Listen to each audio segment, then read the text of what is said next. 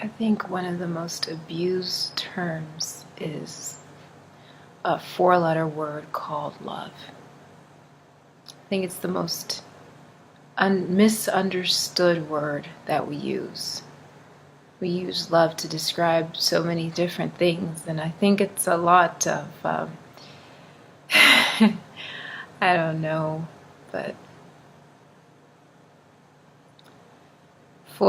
before anyone should define being in love with someone, before anyone talks about loving something, I think that the main necessity is finding a way to love yourself the way a healthy parent and child relationship would. Parents love their children. And when you love your children, you see their potential, you see where they can go, and you are aware of this. And you don't let your child choose things that are going to hurt them, even if your child doesn't enjoy the discipline that they're getting, because you love them and you want to see them grow. Similarly, we have to love ourselves that way. So, in every facet of your life, imagine yourself as being at the superhero or superheroine greatest in every single facet of your life. And that's what it means to love yourself.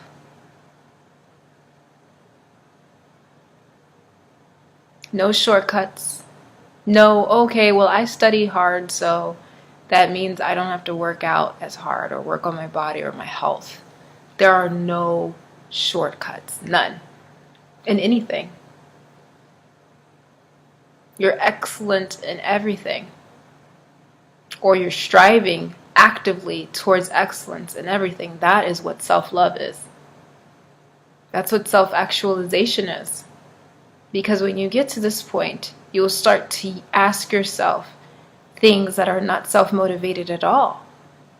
Your whole entire paradigm shift occurs when you consider your id. Your inner being, your inner self no longer fixates on feeling good and what pleases you, but it begins to shift towards others.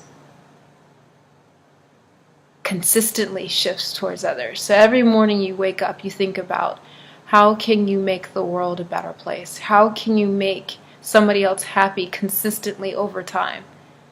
And it may tax you, it may cost you greatly, but it doesn't feel like sacrifice because you're sacrificing it unto something that is deserving. It's something that's not fleeting. Something that will last long after breath has left your lungs.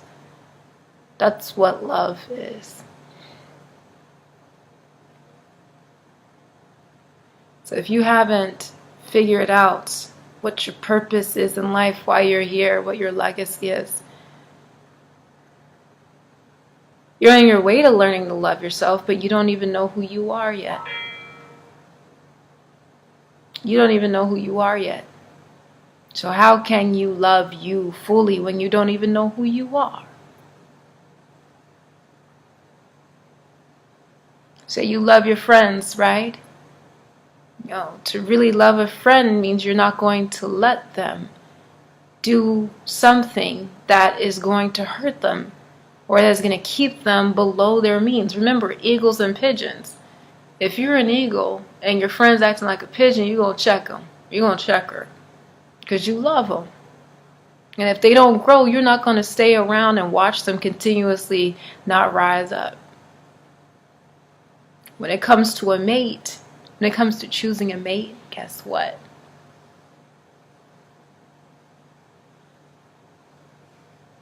You're self-actualized. And you're confident in the legacy that you leave behind. And you align with someone who will not let you, without hearing some sort of, you better sharpen up, you better get back out there. Iron sharpens iron. Mates do that. Mates don't let you choose mediocrity because they knew you were self-actualized. So for you to leave self-actualization and the pursuit of the very best ultimate version of yourself, for you to abandon that while you were with them, something happened. Maybe there's grief, maybe there's something that hit you, but it jostled your direction.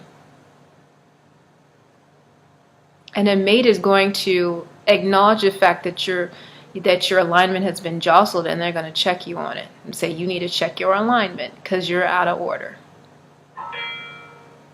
That's love. You say you really love God. People who are believers, oh yeah, I love God, I love God. God is me, God is in me, God is everything. Do you ever find yourself saying, oh, I'm working on it. Oh, I really want to do that, but I can't do that yet. I can't do that now. God is not empowering you. You're doing things by your own will and by your own might. Are you tired of people? Do people disappoint you consistently? That means you're dealing with people by your own will, your own might. You're not letting God work through you in order to do it. And in engineering we talk about efficiency, machine efficiency, right? We talk about effort arms and fulcrums. We talk about mechanical advantage.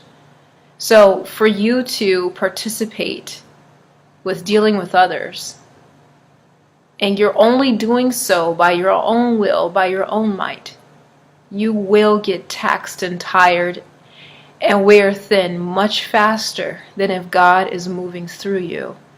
When God moves through you, He motivates your every action so they become almost effortless.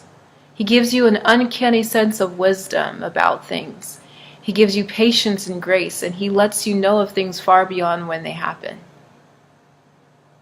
Superheroes are exactly what we envision a faith believer to be. Someone who can move supernaturally with unnatural capability. And when you submit to God and you let Him be that in your life, that's exactly what happens. You see things that you would never see before. You will not subject your body to certain things because you understand that it is a tool that is going to be used.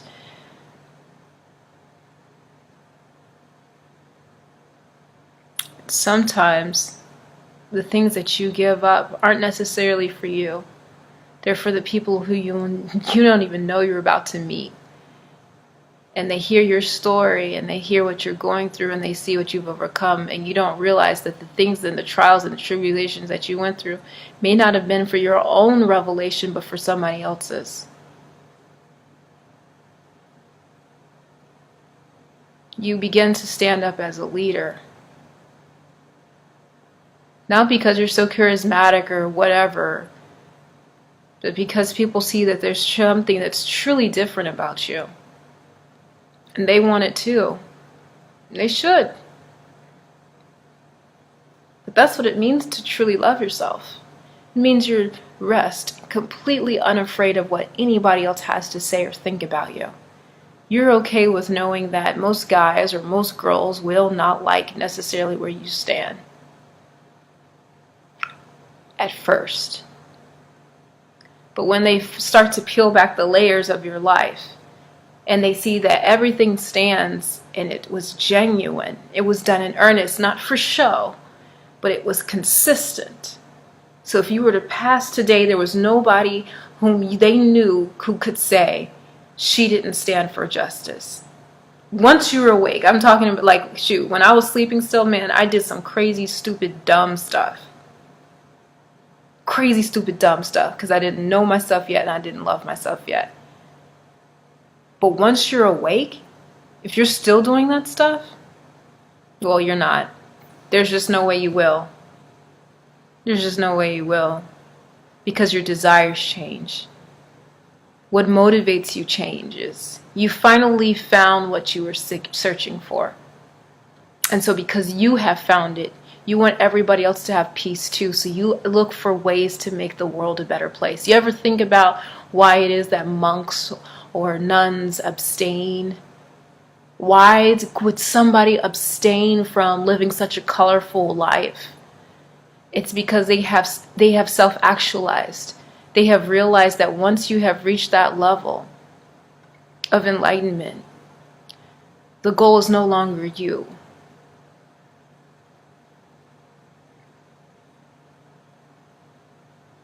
The goal is no longer you.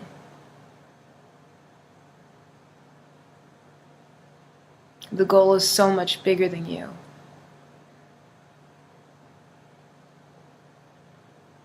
You're just here for a while and then you go. And all those things go too. And then you realize that living for just good enough isn't good enough. And it's not about your name being remembered, but it's about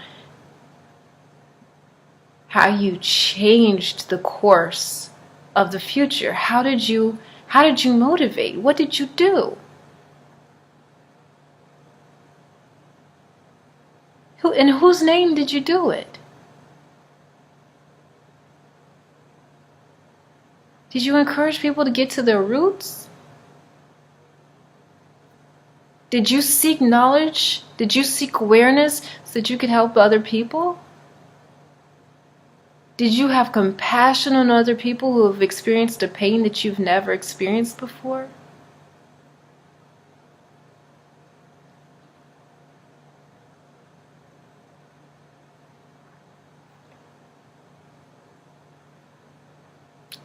It's spiritual. Love is a spiritual thing. It is, and every morning I wake up, that is what your mantra is. You are like, I submit.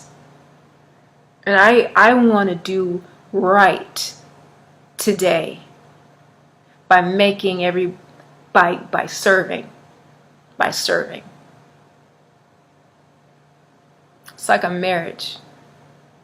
Every morning you wake up and you ask yourself, how can I please him? How can I make his day better? How can I make him the happiest man on this planet?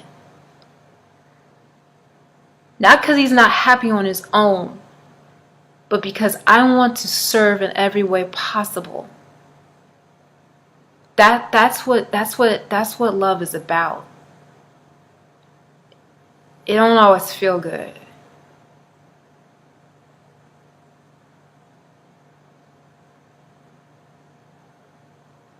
Walk in love. My pastor talks about walking in love. You don't fall in love, because falling in love infers an accident, a trip, a fall, and ouch. When you walk in love, you're deliberately choosing to act as an agent of love. Love meaning discipline, meaning pushing for the best for that person, even when it's hard, even when it hurts. But you must be able to do that to yourself first before you can do it to anybody else. And if you're undisciplined in factions of your life, that is a key indicator that you're not ready. Because where you let slip happen, you're going to let all the more slip happen for somebody else. Love is patient, love is kind, all that stuff. Yeah, the reason love is patient and kind and it never fails is because it's discipline. When you are truly disciplined, you have the ability to be kind even when you're treated wrongly. That's what discipline teaches you. It teaches you to hold your tongue. Not because you're weak, not because you're docile, but because you understand that there are ramifications for everything that you say and do.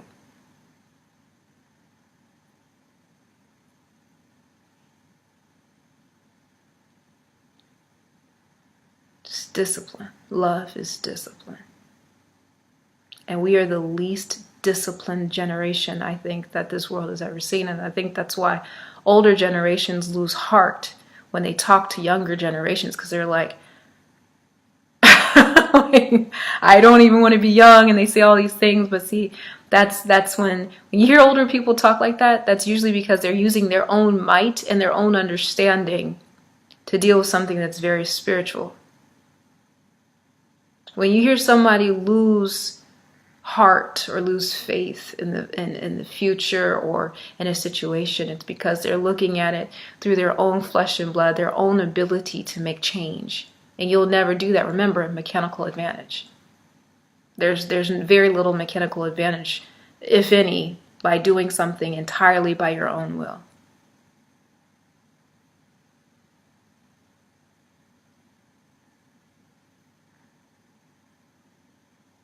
Instead, I would urge the older generations not to say things like, the next generations have this or that or these negative things. If you meet a youth who's disheartened, and there are many, I'd advise that you get to their roots. You encourage that young one to consider their roots. I get messaged all the time by young men, hey baby, hey, what's up, oh. You know what I hit them with? If you could wake up tomorrow with a superpower to change the world for that day, what would it be? And I hear all kind of different answers. Oh, it would be to save the environment. Oh, it would be to save the homeless. Oh, it would be whatever it is, right? Your next question is, what are you doing? What steps are you taking on a small scale to make any sort of impact? It can be a small impact, big one, whatever. What are you currently doing now to make that happen? Most of them aren't doing anything. It's amazing how many people say they love the beach, but how many people actually volunteer? And then a better question, how many people are going to continue to volunteer? All you have to do is pick up a big trash bag, put some gloves on, and pick up the trash. You don't have to wait for anybody to schedule an event. That is something that you can do on your own. We all say we love the beach so much, right? But are we disciplined about keeping it? Are we disciplined about our love? Most likely not. Most of us probably just like the beach. We like the vibe, or we like hanging out with our friends. But do we really love the beach? Do you love your planet? Do you love your country? When one loves their country, that doesn't mean that you like everything that it's doing at present. That doesn't mean that. When you love your country, it means you're able to identify its future positioning. You're able to say, I can imagine a time where social unjust and social unrest and unfairness and inequalities are mitigated.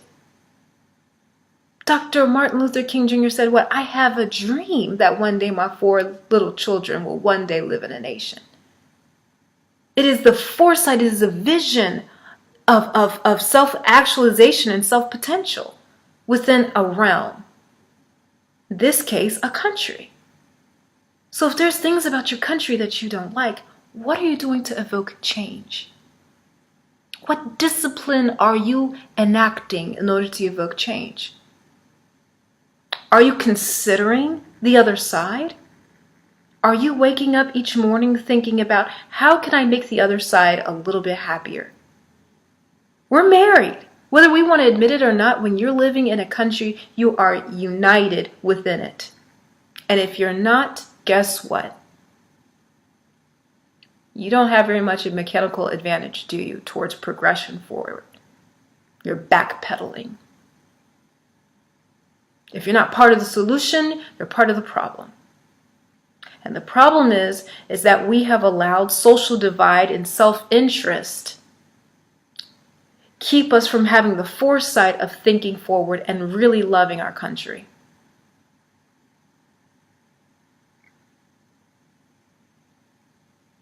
I don't care what political side or stance that you take. When you execute perfect love, you have the ability to extend kindness towards everyone. You must ask yourself, are you acting in love or self-interest?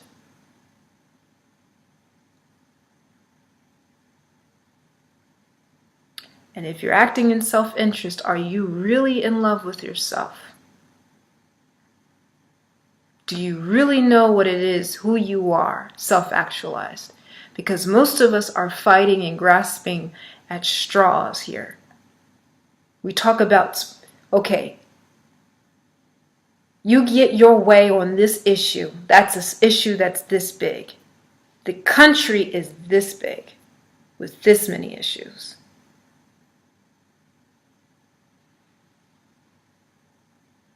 You get that one thing fixed. Great. Now what? That's no way to plan. We're fighting over and nitpicking over little teeny tiny issues instead of having overall foresight. Overall foresight is abandoned depending upon who's in office. So we think.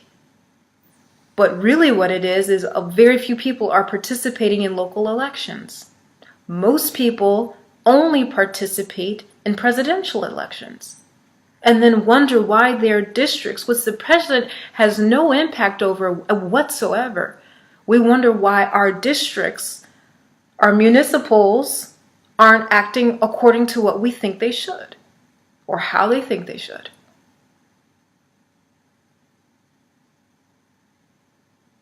Love, man. Love. Do you love your country? Because if you love your country, you love all the people in it. And you understand that there's no such thing as a bad person, just a person who has not yet addressed their roots. Hitler is a perfect example. Oh, I'm going to catch some fallback for this. I don't care. Hitler's a perfect example. Hitler was a man who had deep roots when it came to his father. Unresolved roots, searching for approval. And he did some terrible things that scarred our history, our world's history as a result.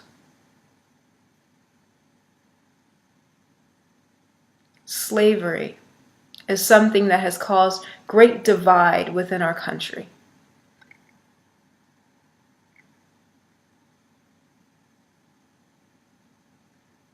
Discrimination based off of biological determinants, predeterminants.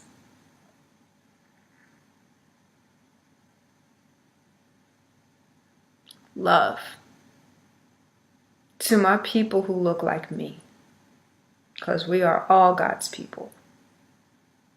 We are all God's people. It's just who do you decide to serve, but people who look like me. I know our ancestors were ripped from their native lands, robbed of their culture, raped, mutilated, whipped, hung, violated, lied to, abused, forgotten. I know all these things happened.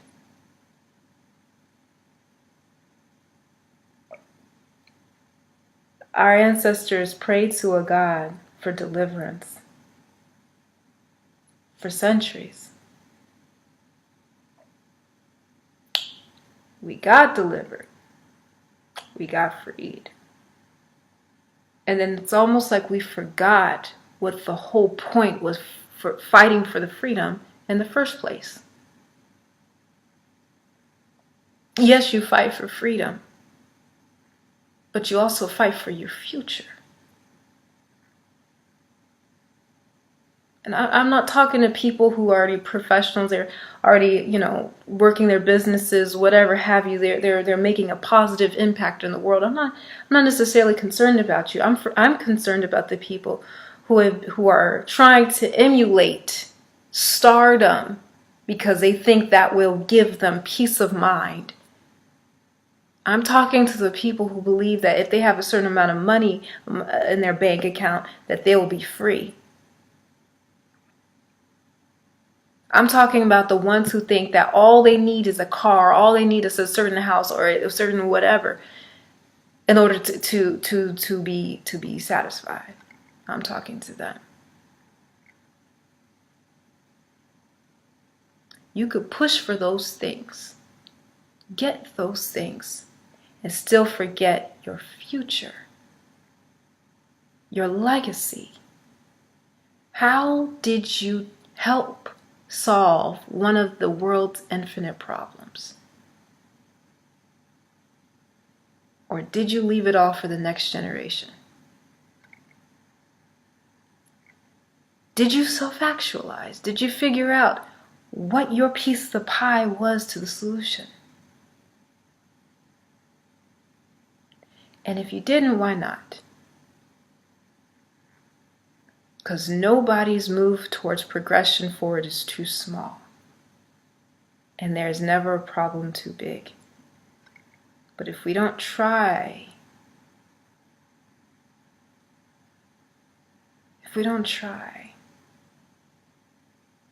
I'm talking to you, the ones who think, really, really think that good enough is good enough. That's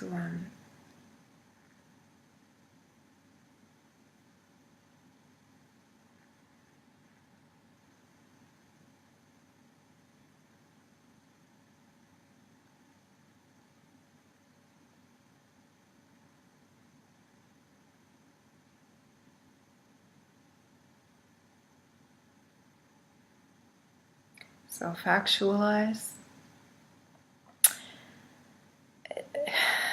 It's all our mess. It's like, oh, we go to the beach. Oh, thanks for coming to help clean up the beach. No, it's all of our mess. Our environment, it's all of our mess. Political problems, whatever, financial disbursement, unfair educational systems, these are all of our problems, not just one person, or one group's. We are an ecosystem. All you have to do is look at where drugs were in the country probably 30 years ago. Now look at where they are. Everywhere. We're an ecosystem. Meaning you cannot hit one part without affecting the other part. We are interdependent. So I'll ask you again, what are you doing to make the world a better place? People ask me, don't you get tired? Physically, sometimes I take a nap, but guess what? Keep pushing. You keep pushing. And you use whatever gifts and whatever talents that you have to make it happen. If you're a painter, paint it. If you're a singer, sing it. I'm a believer, so I do it in everything that I try to do. Everything that I touch.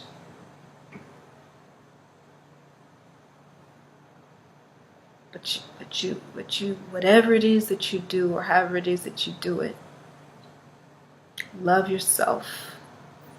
Love this country. Love our world. Love our planet. This is not nationalism here. This is all of it. Love all of it. Enough that you do it excellently with the vision and the purpose of the future ahead, and we'll have a fighting chance. Love yourself now, so that when you get married, or if you are with someone or whatever, they get a whole and complete person. A whole and complete person. Because when you marry, now your coupleness is charged with the task of making the world a better place